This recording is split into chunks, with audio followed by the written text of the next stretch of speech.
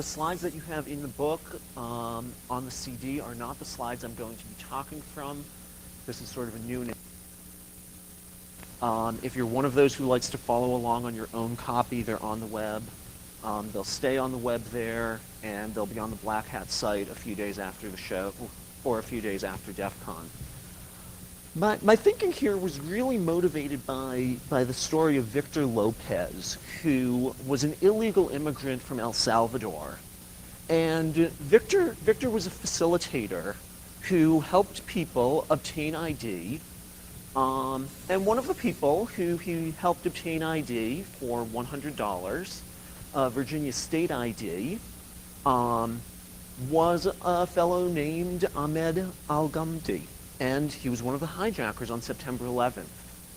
And this story has really stuck with me because it's a tragedy, and it's really about Victor Lopez trying to help people chase the American dream, people who wanted to come to the United States, get a job, become part of society, and he ended up partially, or he's often accused of helping the hijackers do what they did.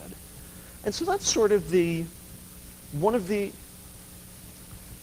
ideas that we're going to come back to. And he was convicted about 2 months later. He cried in court. He served a couple of months in jail and was then deported. And we're going to take that sort of as a starting point. As we go into the talk, I'm going to talk about terrorism and security and ID cards and how those three things interact. Then I'm going to get into the economics of it. And this is really going to connect very nicely if you were in Bruce Schneier's talk this morning.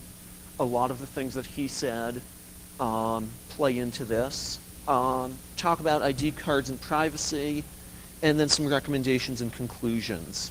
Feel free to ask questions as I'm talking. Either shout them out or raise your hand, or save them to the end. It's up to you. One of the things that comes up a lot as we talk about ID cards is people who have ID cards get in some way trusted. You move from being an anonymous person who's clearly untrustworthy to someone who is trusted in some way. And I think there's three important concepts which all use the word trust at their root. And when I trust you, it means I am willing to be vulnerable to you in some fashion. I'm willing to say, yeah, I trust you, here's my wallet. I'm willing to say, I trust you, you can borrow my laptop to do your talk. Thank you, Bruce. I'm borrowing a laptop, mine broke the other day.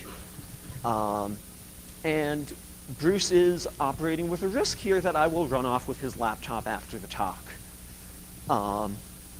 Trustworthy people, and I will demonstrate to Bruce that I'm in this group in just a few minutes, act to reward your trust.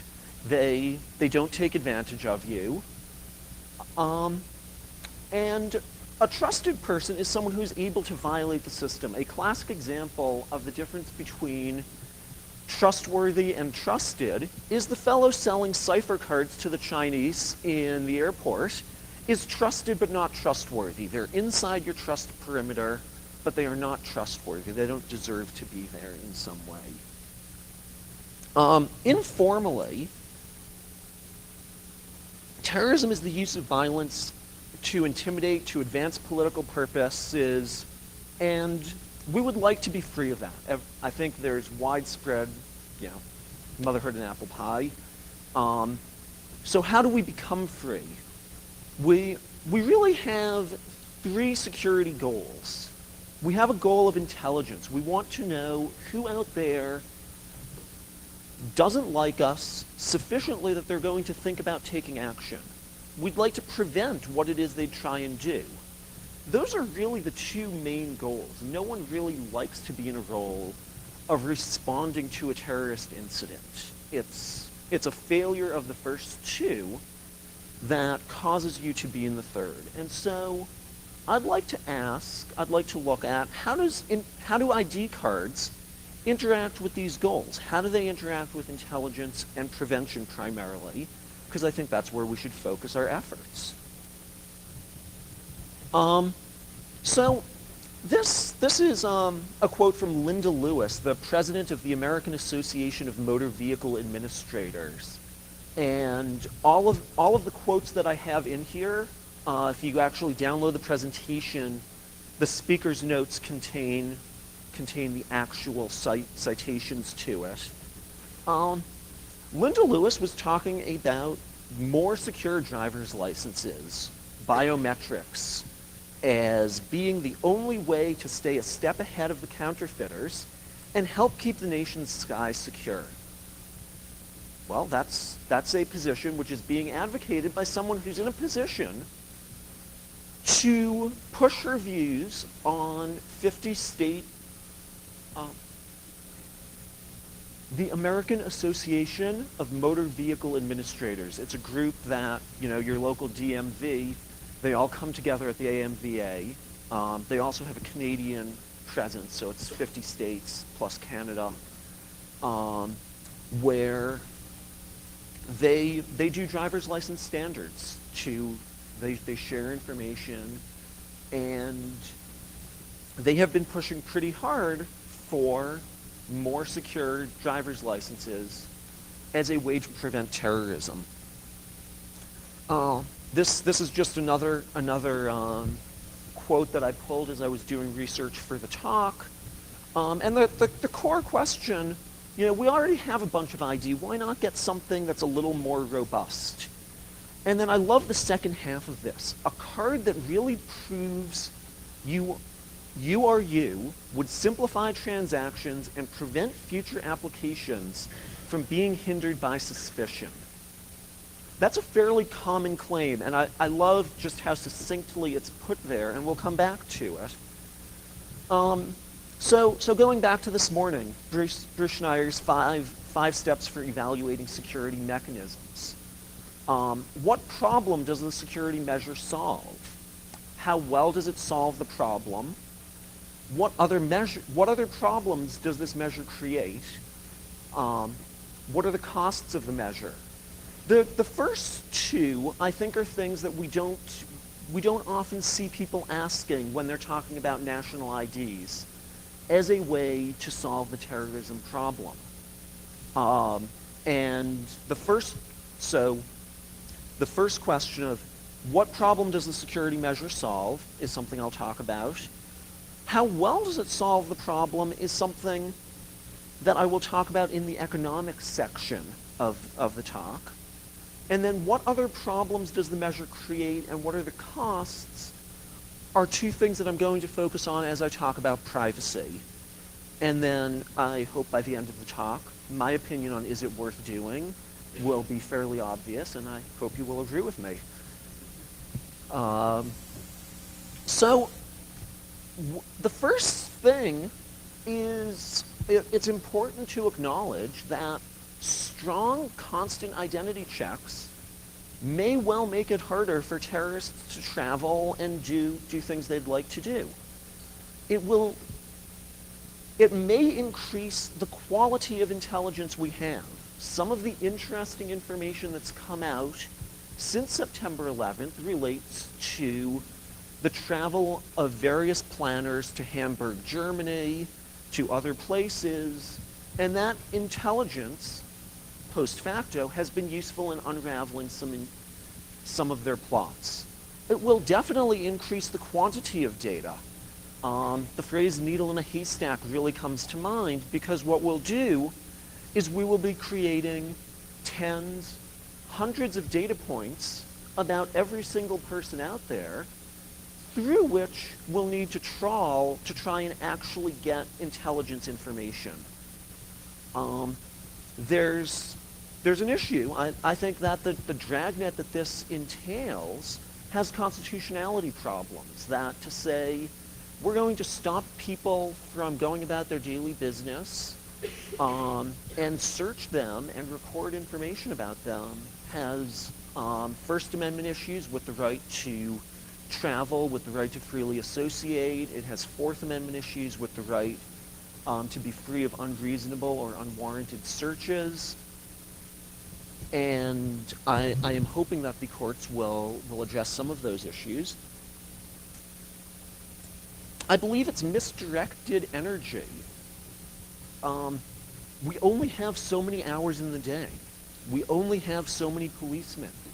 We only have so many TSA officials. Those TSA officials are getting laid off. They hired more than they can afford to have. How is it that they should use their energy? What are the most effective ways that we can use the energy we have to fight this problem? So is ID there?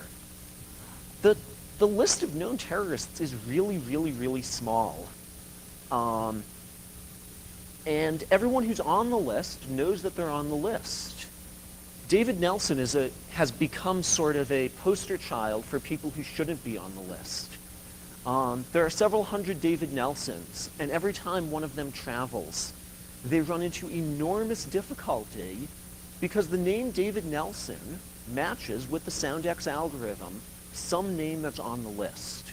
I've been unable to find out what name on the list actually matches David Nelson. If anyone has that information, I would be really curious. I'm sure your local David Nelsons would also be really curious.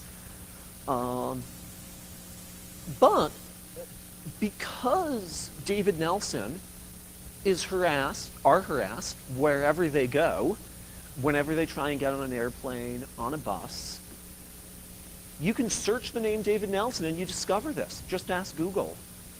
If you're a terrorist and you're curious if your name is on the list, you can find out.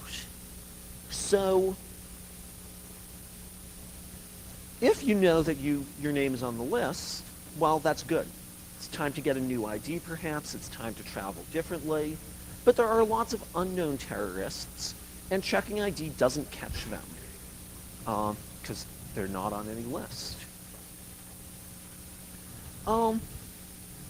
So we've had a bunch of national crusades, and some people have compared the war on terror to the war on drugs, to the abortion debate. It's very contentious. And the thing that's really, really different about terrorism, and this is key to being able to succeed, is there's no demand curve for terrorism. I have never met anyone who says, yes, I would like to be a victim of a terrorist attack.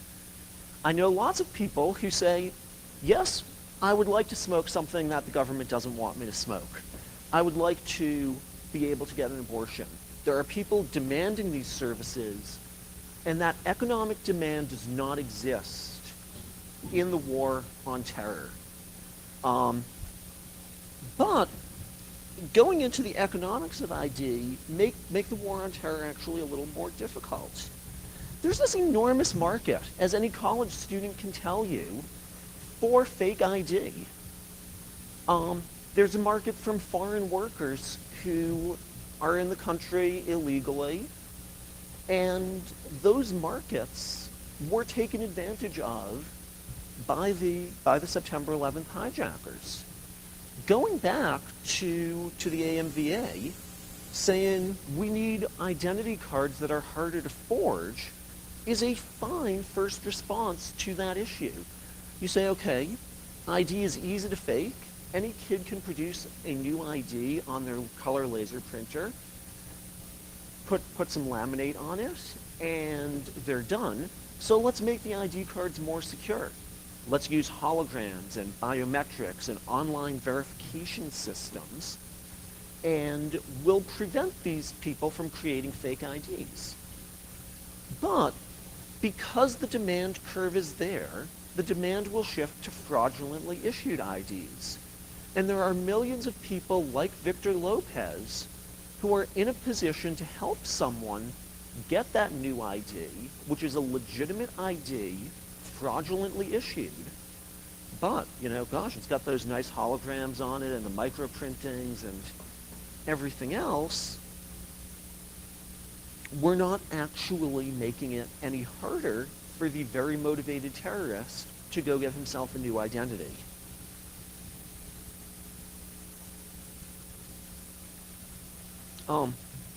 This was just happened to be the first press release that I found talking about this problem.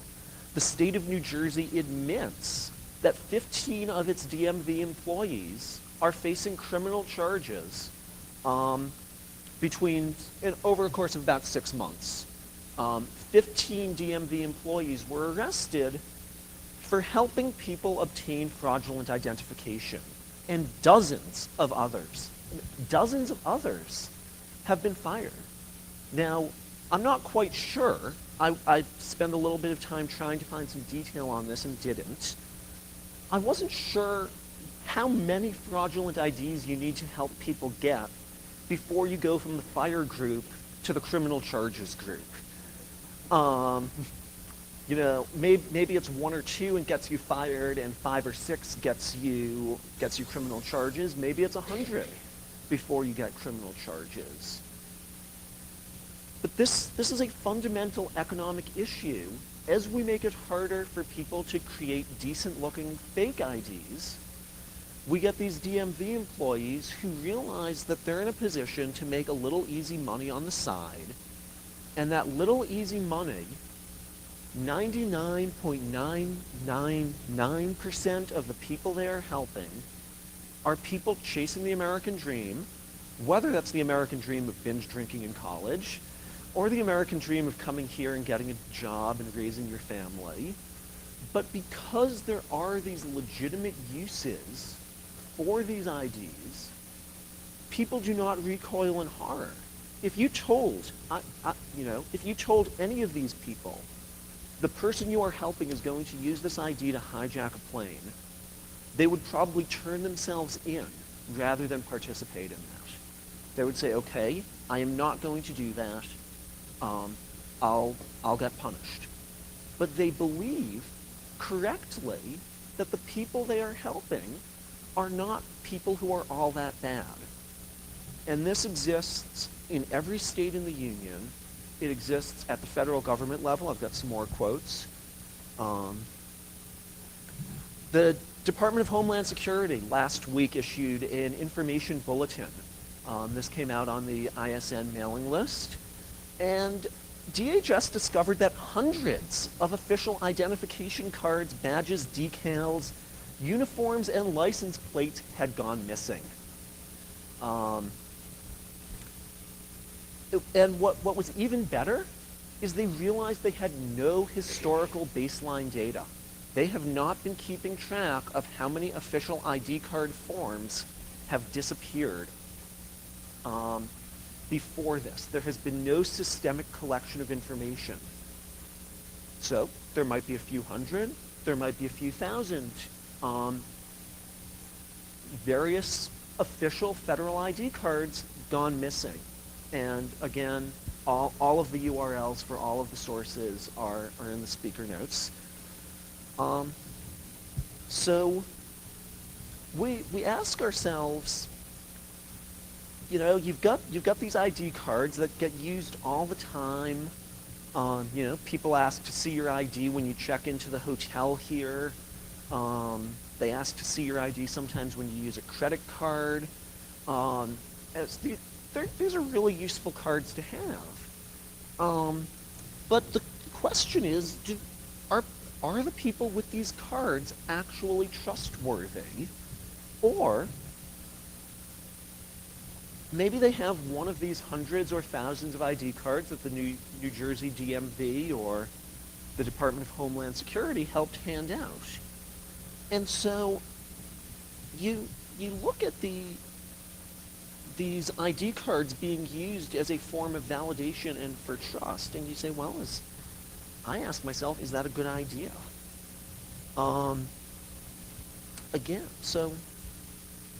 Again, when you have this economic situation, one response that you hear a lot, biometrics. We'll put holograms on them. It's America's most secure ID document.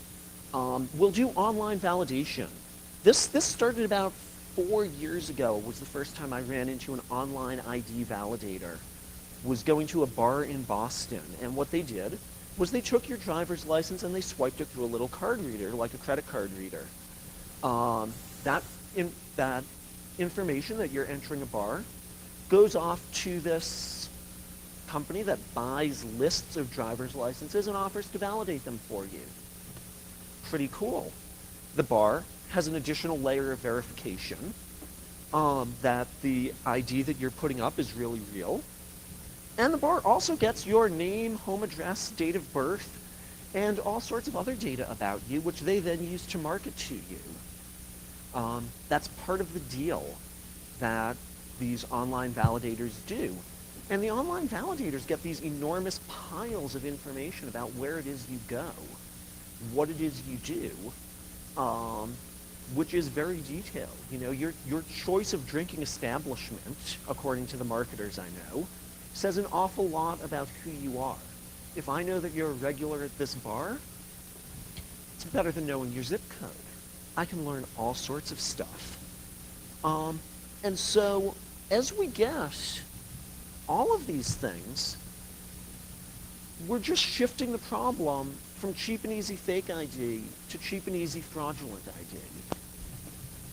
We're not actually creating a more secure infrastructure.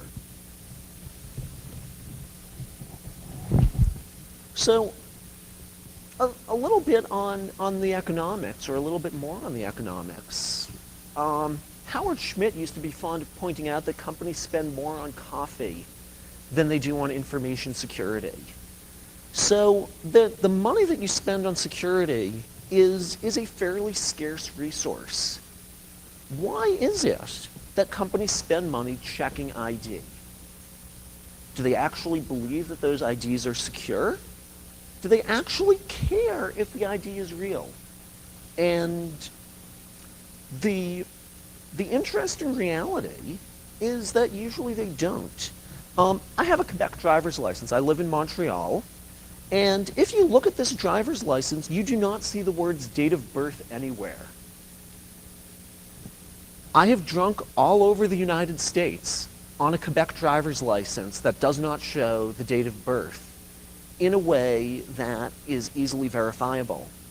Now, I can look at this ID, and the second batch of numbers in the middle, that 171266, is actually a birthday. If you happen to know that, or if you happen to get lucky with a set of numbers that makes you look like you're over 21, bars will accept this. They accept it because there's a very simple economic question. Do we turn this guy away and not get his money and his friend's money? Or do we shrug and say, okay, foreign driver's license, he looks old enough, let him drink? And I have never encountered anyone who has turned me away with my birthday-less ID.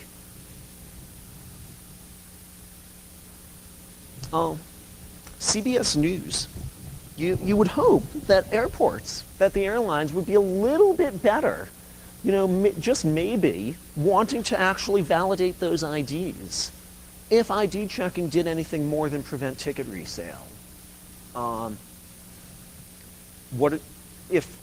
Did everyone hear Bruce Schneier's talk this morning? Yes? No, I see a couple of people shaking their head no. He talked about what the ID checks at airports really are, and they're a way to prevent you from reselling a non-refundable ticket. You buy a non-refundable ticket, you can't use it for whatever reason, you just can't sell it to someone on the street, they fly as you. The reason the airlines check the ID is to try to prevent that particular attack. It's an economic issue for them.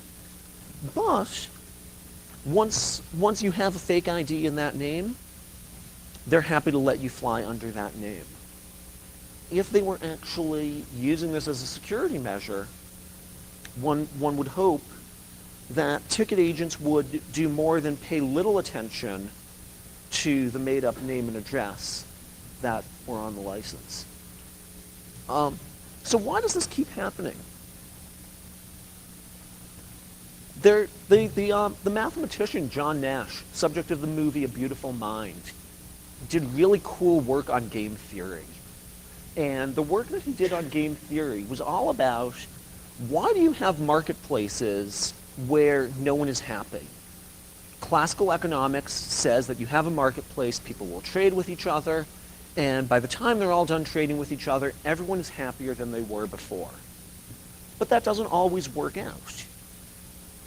He showed that there are these situations where everyone is doing the completely rational thing, and everyone is stuck in a situation that if you sit them down around a table, they'd say, yeah, I would like to be somewhere else. I don't want to be in this particular situation anymore. Checking ID when you enter a building is being done because everyone else is doing it. You try and enter a skyscraper in New York, they will check ID. Why?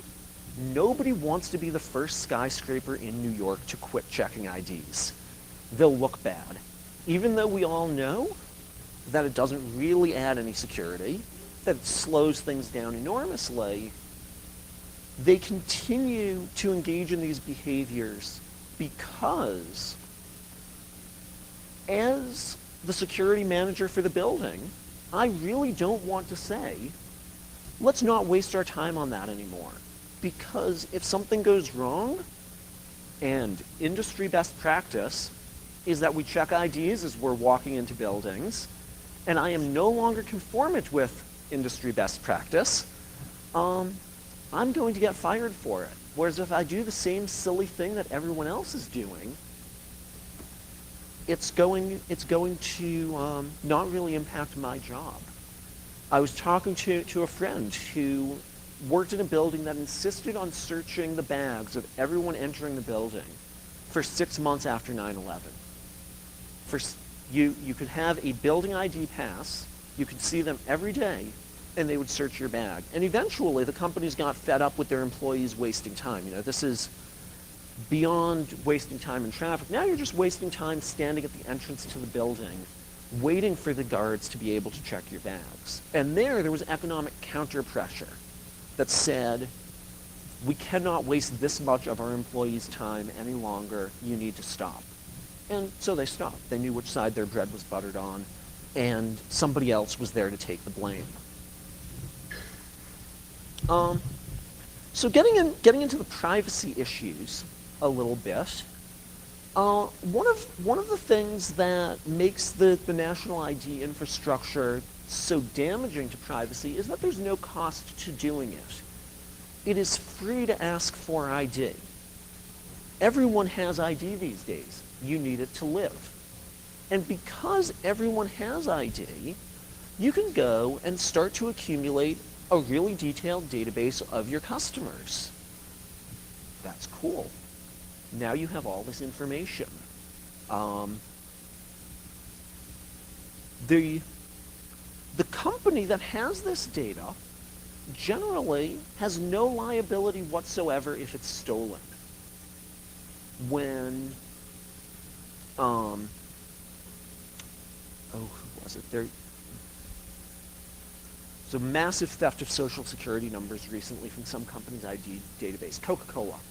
Coca-Cola's employee database was hacked into, and someone took an awful lot of personal information out of it, putting Coca-Cola employees at risk of ID theft, at privacy risk. You know, their home addresses, their home phone numbers become available to people. And Coca-Cola is not liable. They are not being held accountable for the damage that is or may be done to their employees' lives. All of those costs, instead of falling on the people, the companies, who are able to invest in security, those costs end up falling on you and I. And so the company says, well, sorry, yes.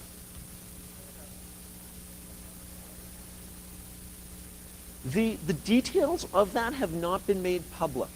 What's been made public is that Coca-Cola sent letters to a lot of its employees telling them, we're very sorry. But I haven't seen the details of who did it, have they been charged with anything, what the fallout is to those employees.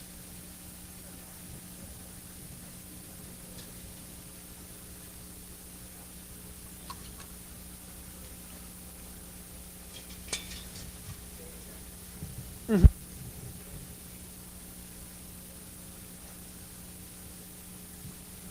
Really?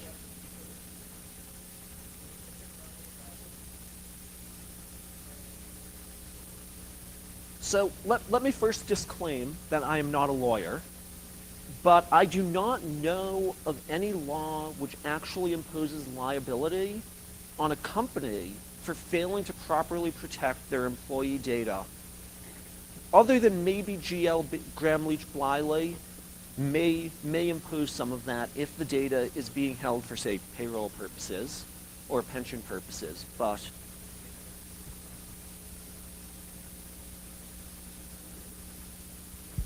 yeah, I was going to mention 1386 creates a requirement for notification. Does it create a liability for the company beyond notification?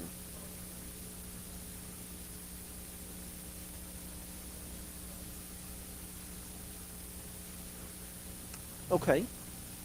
Did folks hear that? Paul was saying that SB 1386, which is a new California law that requires you to disclose if personal information about your customers is stolen from you.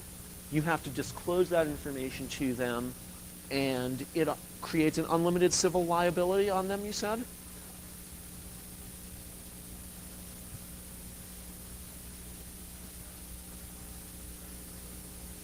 Mm-hmm. Okay.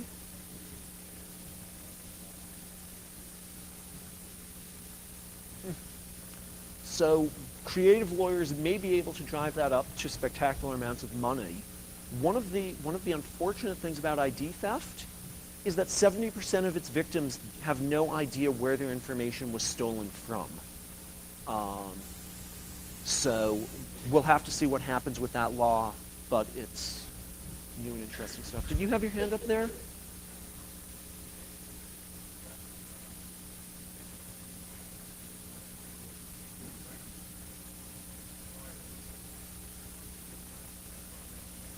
I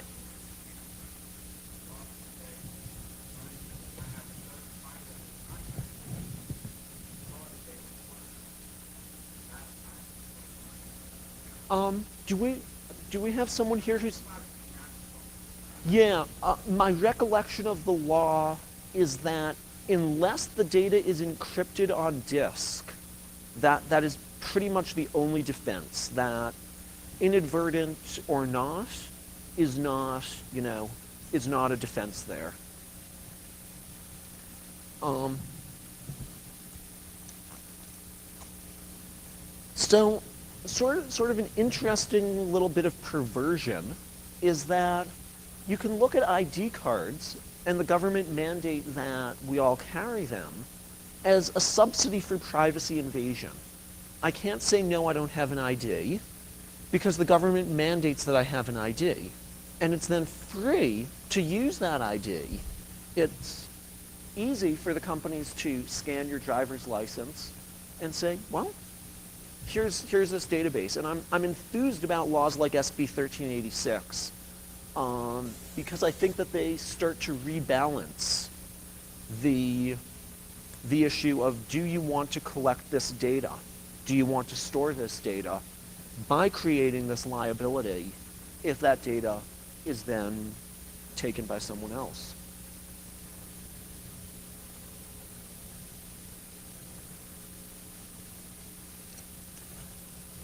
Yep. Yes, Dianne Feinstein has introduced an analog bill in the Senate to do exactly the same thing nationwide. And it's, as I understand, it's being lobbied against fairly furiously. And it will be interesting to see. So because it's easy to get other people's personal information, and because it's easy to go and get fraudulent ID, one thing that criminals have been doing lately is they'll get ID in other people's names. And Malcolm Byrd in Wisconsin had his identity stolen. And some crack dealer got a driver's license in his name. And whenever that other fellow, name of Malcolm Byrd, gets arrested, the police show up and arrest this father of two kids. And so this sort of thing is actually happening more and more. Criminals hear about ID theft and say, hey, that's pretty neat. I can get away with my crime scot-free. Someone else gets arrested for them, and I go get another ID. Virginia has now started issuing passports, which are identity theft victim passports, with the idea that this has happened enough in Virginia, enough people have been arrested as the wrong person, that people like Malcolm Byrd can go to the Virginia DMV and get this very fancy document. Presumably it's going to be hard to forge, and Virginia will have, sorry, I'm getting ahead of myself. Very fancy document that says the holder of this document is a victim of identity theft. Please try and make sure that they're the person you actually want to arrest before you arrest them. The first ID thief who gets his hands on one of these is going to have a lot of fun. And naturally, the Virginia DMV is free, absolutely free, of those evil people who will help you get your ID for $100 or so, or it's not. So the economics around identity theft sort of ensure that the problem is going to get an awful lot worse. Companies can hold onto your private data, and when they hold onto your private data, they have, except possibly in California, no liability for things that go wrong with that. Because they have no liability for it, they're sloppy. You know, many of us work in information security, and we know how you go to your boss and you say, I'm really worried about this database. I think someone could break into it. You know, we're not encrypting our backup tapes. We've got this off-site storage. We've outsourced our entire infrastructure to someone else. And we've got all this personal data. And they're like, yeah, well, what's the worst thing that could happen? It's not our problem. And the problem is going to get much worse. Arrest records are one bit. Another cutting-edge sort of trend in identity theft is mortgage theft. What I'll do is I'll pick an elderly person who owns their house free and clear and steal their identity. I then go and get a line of credit against their entire house. I drain that line of credit into a couple $100,000 in cash, and I burn the ID and walk away. This is happening with increasing frequency, and to tie it back, the ease with which people are getting IDs, the many, many uses of IDs that make it easy for people to say, oh, I need an ID in this name, make this problem one that is not going to go away. As long as we continue to try and put more reliance on more secure, biometric, online validated, hologrammed ID cards, the value of those ID cards will shoot up. As the value of those ID cards shoots up, my willingness to pay someone $500 or $1,000 to misread the name on a document, to not notice that the photocopy I have of this document is really poor quality, and just issue me an ID, you know, $1,000 is a lot of money for someone working as a civil servant at the DMV. There's a negative feedback loop which occurs where as the value of the card goes up, people's willingness to pay for that card also goes up. Your ability to rely on that card does not change. The cards are not going to become more secure because people will continue to buy them. So, some advice to businesses designing systems. Yeah.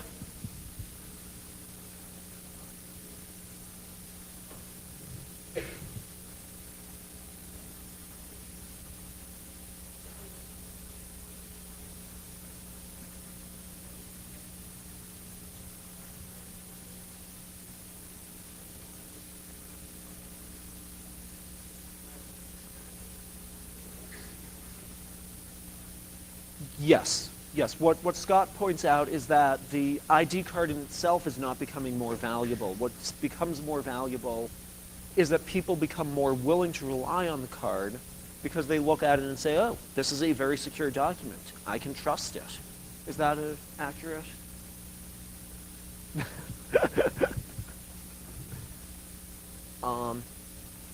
So I believe that with things like the California disclosure law, the Health Insurance Portability Protection Act, Gramm-Leach-Bliley, are actually starting to create liabilities. None of this has been tested in court to the best of my knowledge.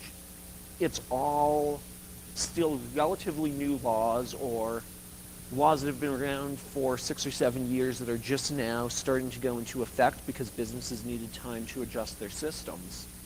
So I have not seen, I have not seen anyone actually be sued for their sloppiness in handling of ID. But I think it's useful to ask yourself as a business, what is it that we're really achieving by checking ID, by recording ID, as you're building a new system? Is that the best use of your security dollars? You know, looking at this card and saying, well, you know, what does that card actually get me in this thing that I'm building? The Department of Homeland Security, this is from the same press release, encourages everyone to check multiple forms of valid ID for each facility visitor. Okay. And to improve ID card technology. If it isn't working now, we'll work much harder. We'll run on the treadmill and hope to get better. And I think we need to take a different approach to this problem.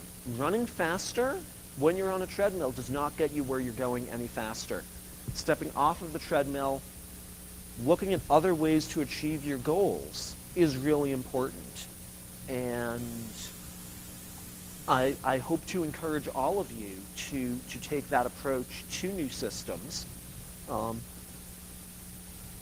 And as you go to executives, ask them. Executives love this sort of stuff, by the way. When you're starting to talk dollars instead of, you know, exploit code and vulnerable systems, and start talking about the economic impact of what you're doing, executives get this warm, fuzzy feeling because they think you understand them. So ask, does this spending solve our security problems? Does it create problems for our employees? Are our employees at more risk because of this sort of thing? Use industry associations. Your employer probably belongs to an industry association that goes off and lobbies Washington for this and that. Maybe they have things before them which have ID card issues, and you can say, you know, we're going to spend an enormous amount of energy checking these ID cards, but the DMVs are issuing fake IDs for $100. They issue fraudulent IDs. So we spend all this energy, you know, check the microprint, check the hologram, make a photocopy, stick it in a database, accept this liability. How does that make us more secure? How does that protect us as a company against the problems that we really want to worry about? How does it make our customers any happier to have to go through this rigmarole? So some advice if you work in government. I understand we have a whole bunch of government employees here. Everyone checking IDs means that these IDs become valuable, that issuance fraud goes up, and you can't rely on your own ID cards when you need to. You're spending money checking up and making sure that these ID cards, the people you're issuing the cards to, are the right people. And all of a sudden, everyone else trying to freeload on you has created this situation where you can't rely on your own card because your own employees are selling them out the back door.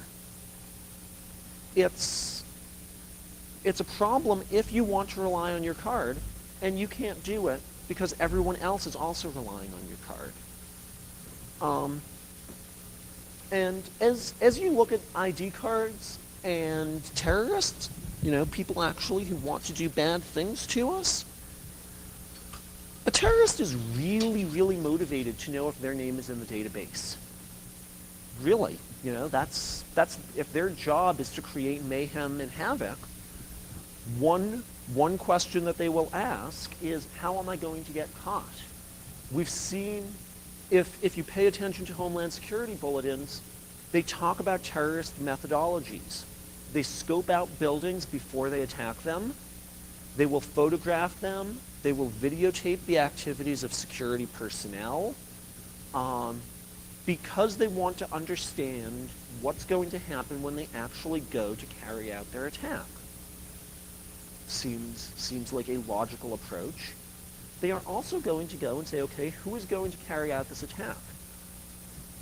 If the guard at the gate checks ID, they're going to find that out very quickly and very easily, and they're going to get themselves a different ID card.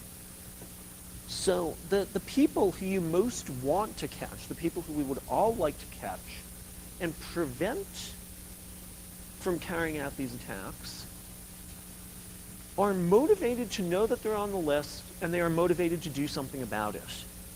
Because everyone else also needs new ID, it is easy for them to slip through the system.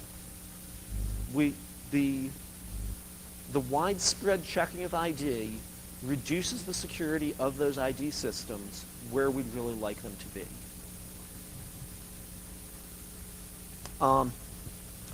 This came out a week or so ago. And, we've let our screeners know that they need to safeguard their personal information, says TSA spokeswoman Chris Radigan. Does that mean not giving it to you? I mean, you demanded this information as a condition of those screeners getting a job. They put those screeners through background checks. Try showing up and saying, well, I'm concerned about my privacy. I would prefer you not do a background check and you not get my social security number or date of birth. And you won't have a job. So what is meant by the phrase, we've let our screeners know they need to safeguard their personal information? Could you make that actionable for me? What exactly should I do here?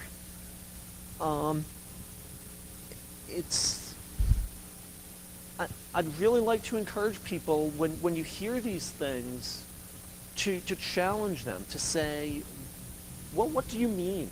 How am I supposed to do that?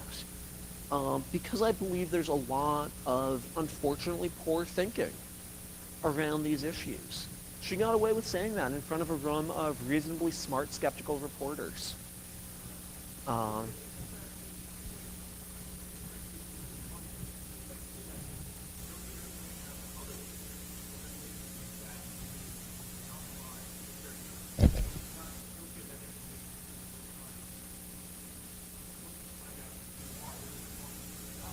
No.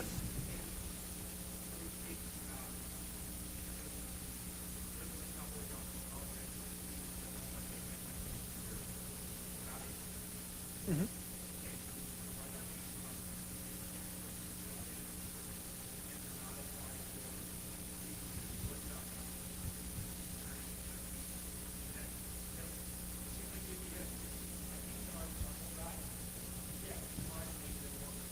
Mm-hmm.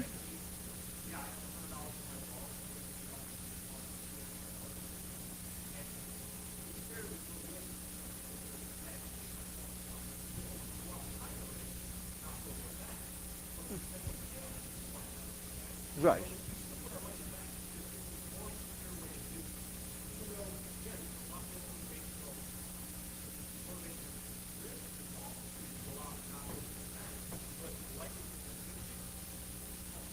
Sure. So let me try and summarize your point and then respond to it.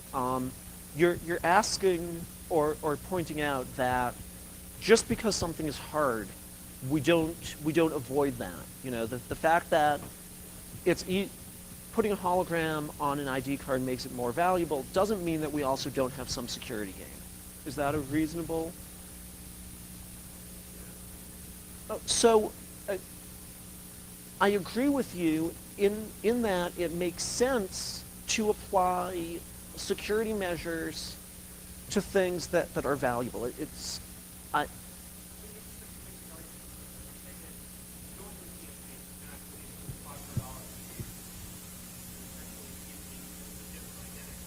Mhm.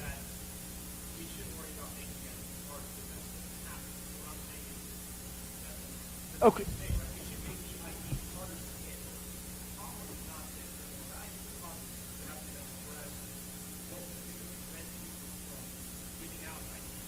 Uh, well, they're not though. The issue of the ID becoming more valuable inherently makes it harder to prevent people from getting the new ID. And it's, when I look at a security measure and say, how much reliance do I want to put on this ID, right? When you checked into the hotel, they checked your ID. What is the benefit to the hotel of checking the ID versus the potential cost? And I believe that there are two large societal costs to regular checking of ID. One of which is the privacy risk, where this information is now in Caesar's database, and honestly, I believe Caesar's probably protects it pretty well because they don't want their competitors hacking in and taking their lists of high rollers. The second risk is that it becomes easy for folks to go and acquire these ID cards, which we might like to rely on in high security situations. And so if we take a look and eliminate some of the many ID checks that happen regularly, we may be able to increase the security of the system as a whole because we're being more careful about when and where we're choosing to use the ID. We're reducing by reducing the ancillary values that people get. You know, if I don't need ID to drink, that's going to dry up a major source of motivation for people to get new ID. And so I think that we need to ask as a society, what's the impact? What is the impact of these laws? What is the impact of regular checking of ID? Because I believe that the situation we're in is seriously suboptimal. And I believe there are better situations which take advantage of more secure ID or even the IDs we have today to achieve security goals. And I think that those goals are made harder. It becomes more difficult to reach them because of all these ancillary uses.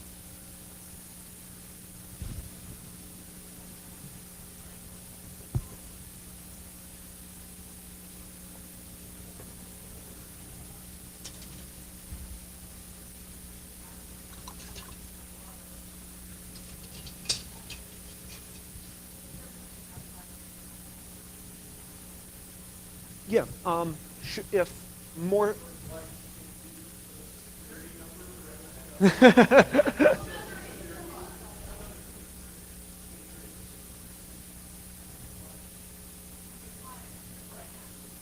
Right.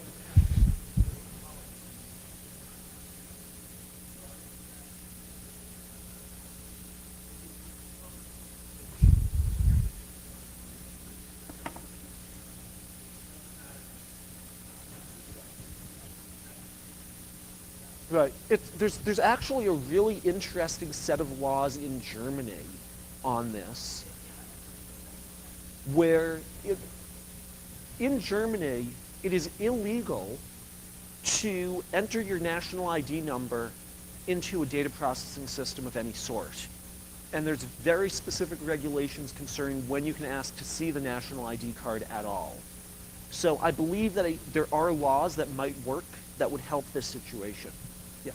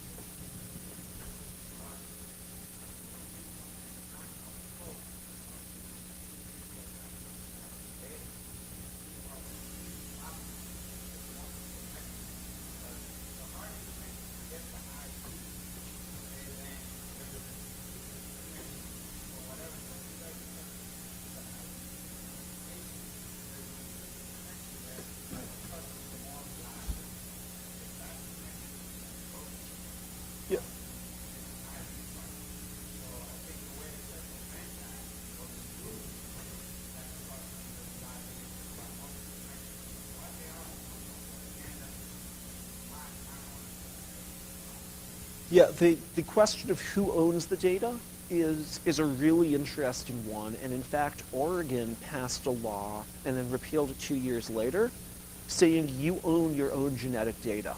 That was in 1999. They repealed it in 2001. It was the only. It was the only time I know that the United States has had a law that says you own your own personal data, and it's a really good point, and there's a whole set of things that we can talk about, but we've got a whole bunch of questions here.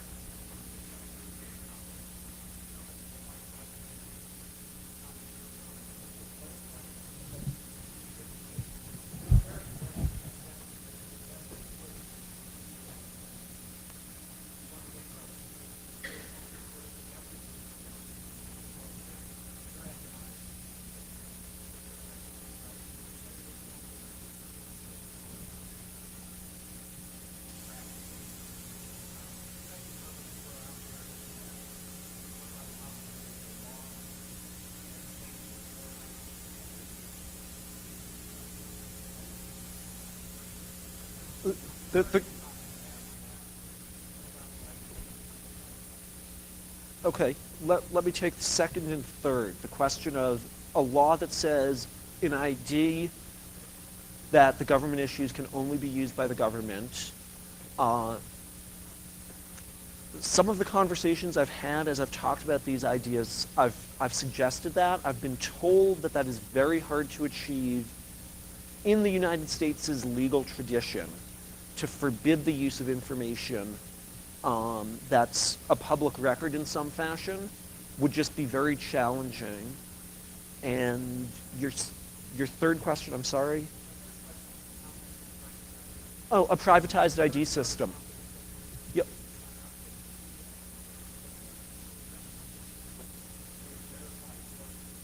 Right. Privatized ID companies. I think it's a very hard thing for a private company to step into.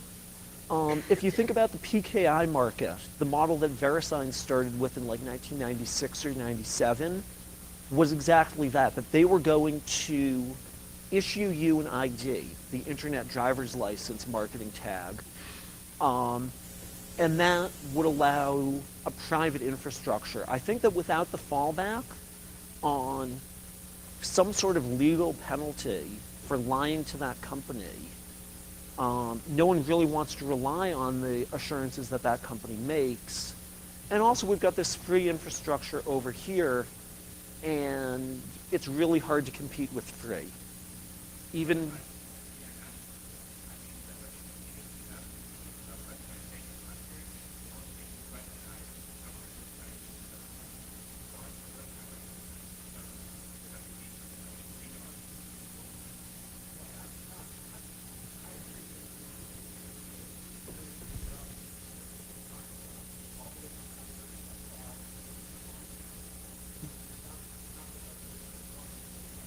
yeah, if that whole Nash equilibria thing comes and bites you again.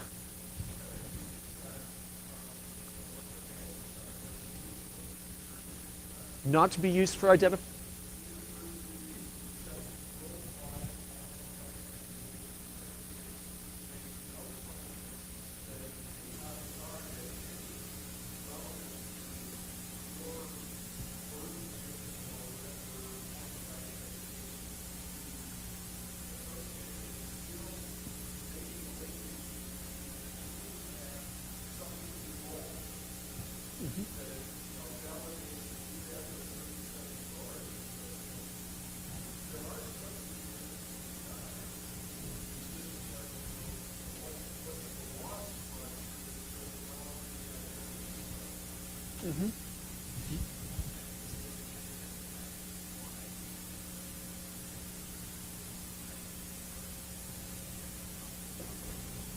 Well, I've got IDs for a lot of different functions, and I think that concentrating all the functions on a single card, it just hits that whole negative feedback loop that card will become so valuable and so abusable that it doesn't become any more trustworthy.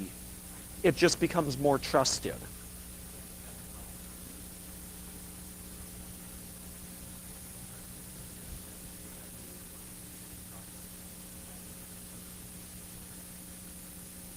I think concentration in and of itself is a problem. It's the big fat target issue that you run into in information security.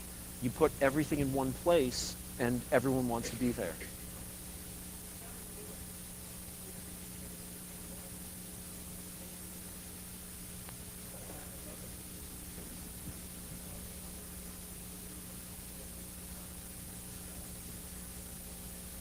Yeah, I made no claim that this was a technology talk.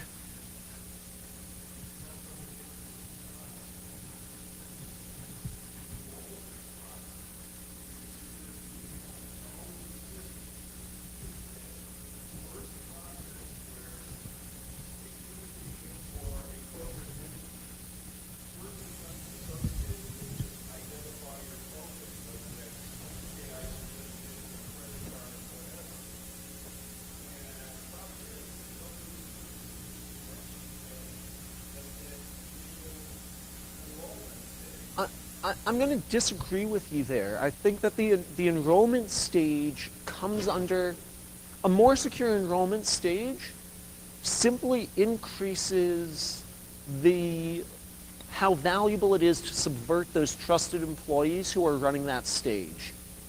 And trying to add a technological solution of a more secure birth certificate, um, right. And so investing in all that technology is really cool. And as a security vendor, sometimes I say, hey, it would be nice to have the government paying for all of this. I don't really like the result either.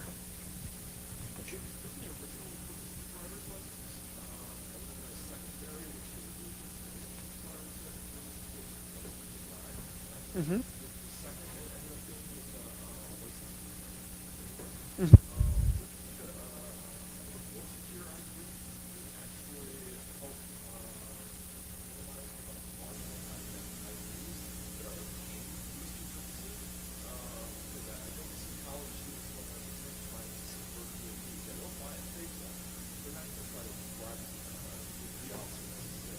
Oh, right. So would um, so the question of will college students go to bribe DMV officials as a means to be able to drink? Um, I don't know if they will go quite that far themselves. However, I do know that what's happened in every state as they introduce more secure holographic microprinted cards is that the supplies to make those cards are stolen and the quality of the ID card of the fake IDs just keeps going up. And what I believe will happen next, if we actually get to cards that really, really are hard to forge, there will be facilitators, people like Victor Lopez, who will introduce you to the DMV official who will take your money. Because, yeah, people spend a couple $100s on a fake ID. They'll continue to spend that money because they want to be able to engage in that activity.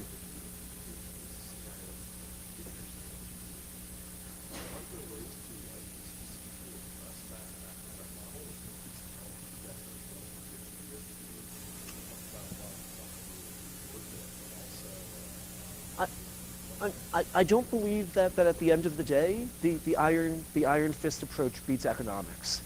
I think that the economics will win out unless, maybe the death penalty for fraudulent ID, but I think that would be wrong. I'm sorry, this gent has had his hand up for a while, and then you. Yeah.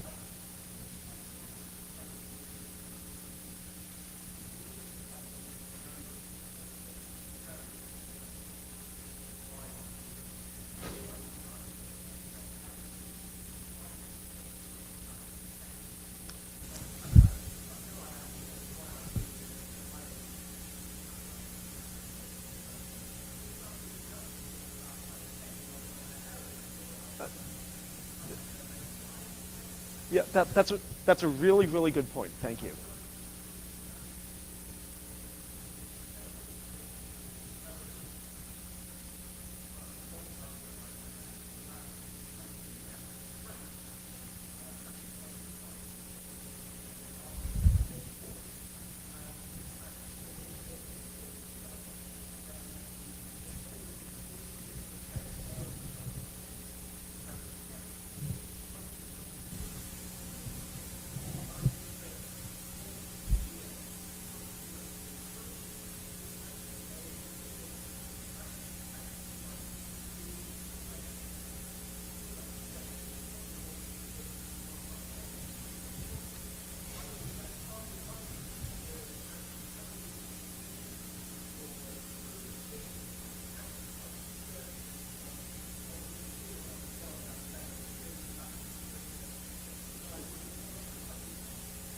So let me just repeat some of what you said for the tape, because I think it's really good points, that in the UK, they've scrapped their ID system after the Second World War, that the United States tends to go and pursue technological solutions to human problems, and we should invest in training our screeners to look at the person, not the ID card.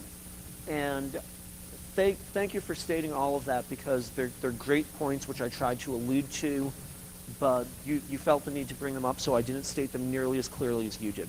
Thank you. Yes.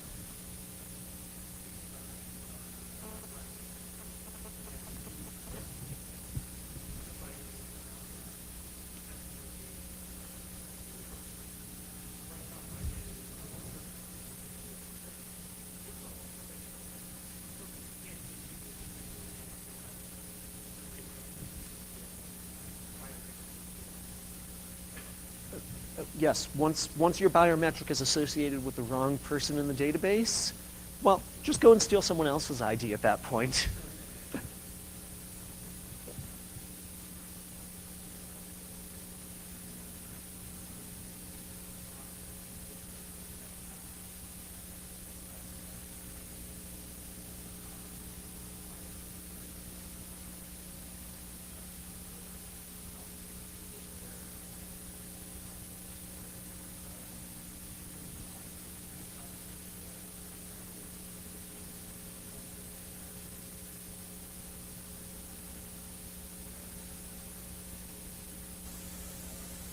Well,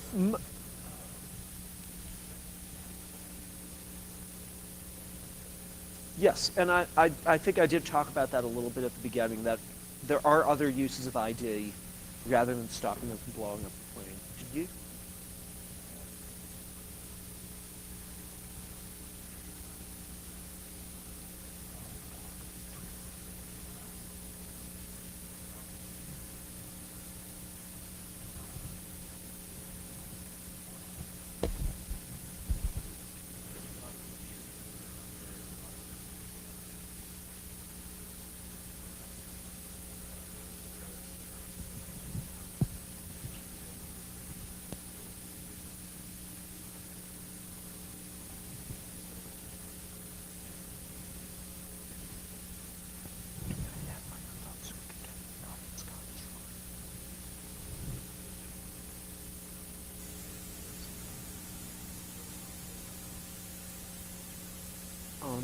Yeah, the comment about, well, actually, there's a whole bunch of comments, so rather than responding to each one, I want to let other people add their.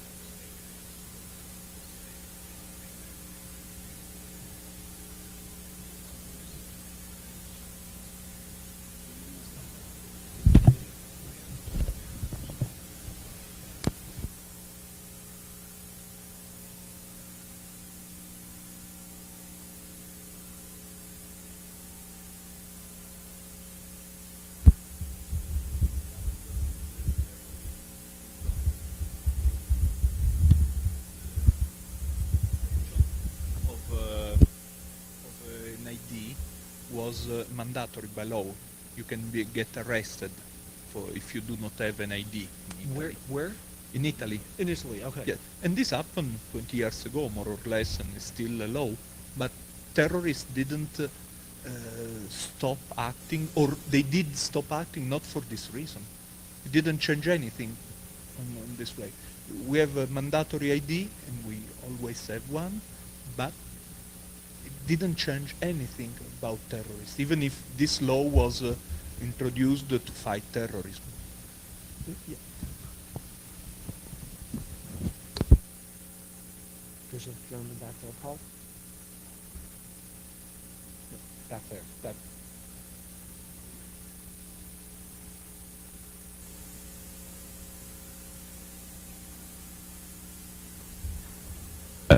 comment on the gentleman over here in the white shirt. Number one, I think it was a very good one. I just kind of wanted to comment maybe on why America is fixed on these technological solutions to is what you were postulating as a human problem.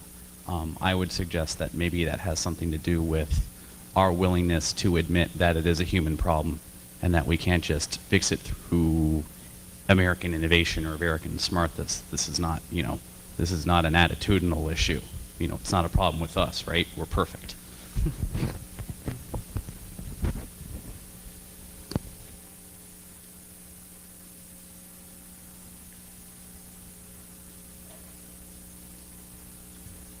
Yeah, I think the problem is that people underestimate the value of their own personal information. And as a result, they're too willing to give it up. And they don't question why people need it and demand in some cases that they not be able to give it in order to do a transaction of some sort. I think that's sometimes true. As someone who is very concerned about privacy issues and very willing to challenge a request for ID, Paul, if you want to bring the mic to that jump back there, very willing to challenge requests for ID all over the place, it has become increasingly difficult in the United States. My old excuse was I don't have one. And it used to be that saying I don't have an ID was a really effective way to circumvent the question of can I see your ID? Because it has become essentially mandated for so many aspects of life, people look at you incredulously, whereas 5 years ago they didn't. So I think it's just not as easy as I would like to say no.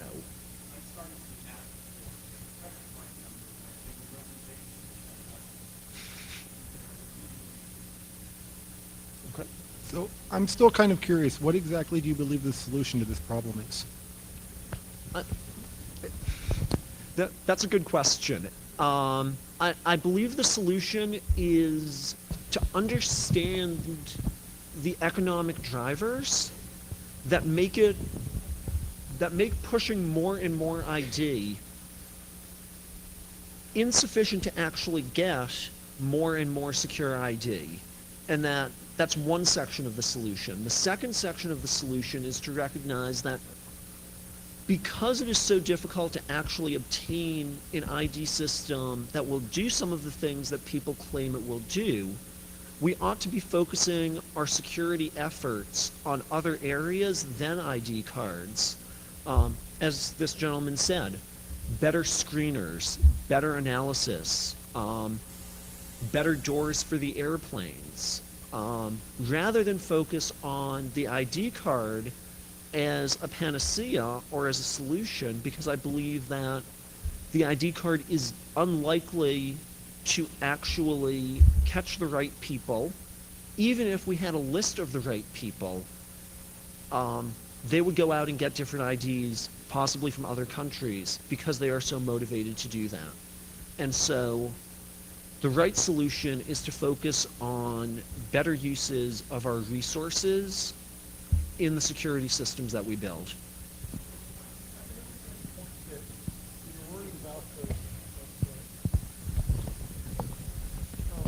I can understand the point that the ability to trust our humans is not always there. But to bring up what Dario talked about yesterday, almost all of the people who were recently arrested in the European case who were hackers were white hat hackers by day and who were trusted inside of the system. And they had no way of knowing that these same people were actually, breaking into government systems and selling this information to organized crime groups. So how can we know that we have a level of trust in our trusted employee base? How can we ever get to that point where I can say definitively that the people who work for me in my company can be trusted? Because I know I can't right now. I don't believe that you can ever reach a point where you can definitively say, I trust Aldrich Ames, or I trust Kim Philby. Organizations, Aldrich Ames being a CIA employee who was also working for the KGB, Kim Philby being one of the Cambridge Five, organizations that are very, very dedicated to solving that problem fail. And it's a matter of risk management, not risk elimination. I don't believe you will ever be in a situation where you can absolutely 100% trust any other human being, however much energy you put in. People cheat on their spouses, right? You have to accept some degree of risk, as uncomfortable as that can be. I think that a lot of these things that we've been talking about here actually come down to fundamentally social problems. And I think that more than any technical fix or training any individual group of people, be they screeners, be they flight attendants, be they police officers, I think what really actually has to change is more the attitude of people, vis-a-vis other people. If you look at very secure organizations, they tend to encourage a culture where everybody, not, if you like, spies on everybody else. It's interesting that, in fact, the East German Stasi system, which, we all quite cheerfully despised and for good reason, but encourage a culture where everyone was quite literally looking over everybody else's shoulder. And I think that it's actually much more important that we actually start looking at our societies and say, well, how do we relate to each other in order to establish trust? Is it a case of, do we go for something that looks like a web of trust model where, I know you and you know me, and then, we mutually trust somebody else, and, and do we base it on sort of social networks, or do we look for technological fixes, or do we do something else altogether? But unless we ask these really difficult, very deep, fundamental social questions about how exactly do we want our societies to work, forever we're going to be grasping for, either the quick fix, like the ID card, which plainly doesn't work, or alternatively living in a state where we're not really, terribly sure, what exactly we should do. And I suspect that the answers to these questions are going to be extreme, and the process of getting them will be extremely uncomfortable. And here is probably not the right place to do it, but it's a debate that needs to happen in society more generally. I'll shut up now.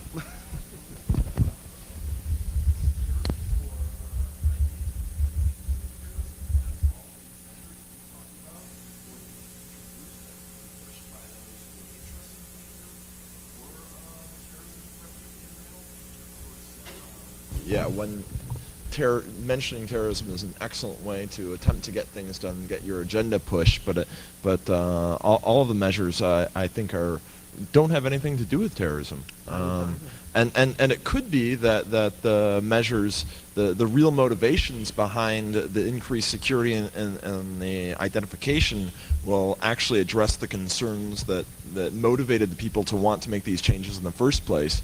So I guess I'm proposing that this may actually solve a problem, but it doesn't solve the terrorism problem, and what problem it is. Yep.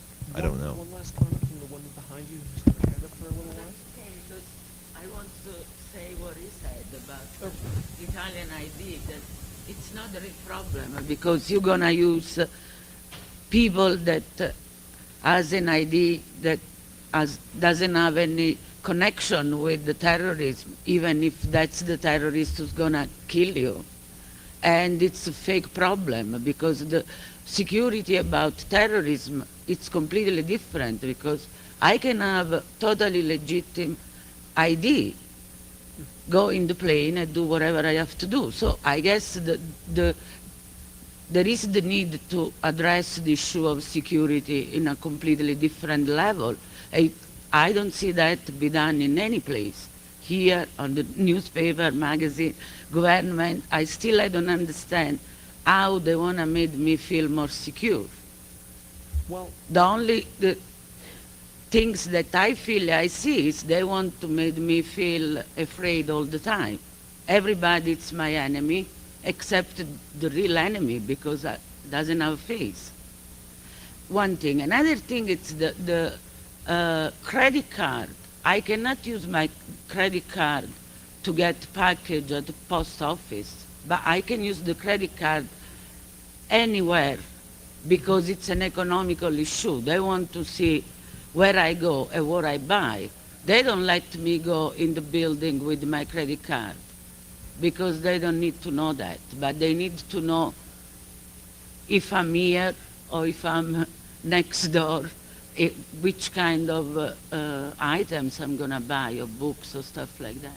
Money opens a lot of doors. Yeah, it's all about money, but again, they sell it as a security issue, but it's totally an economical issue, Yeah, well, because that's the way that they're going to build up database that they're going to use for different issues, not the security one. So I think that the economic analysis of security questions is very revealing. I would encourage you to use it, and I feel that I'm trying to hold you all against a coffee break. So if you have any more comments or questions, I'll be happy to stick around and talk, but thank you very much.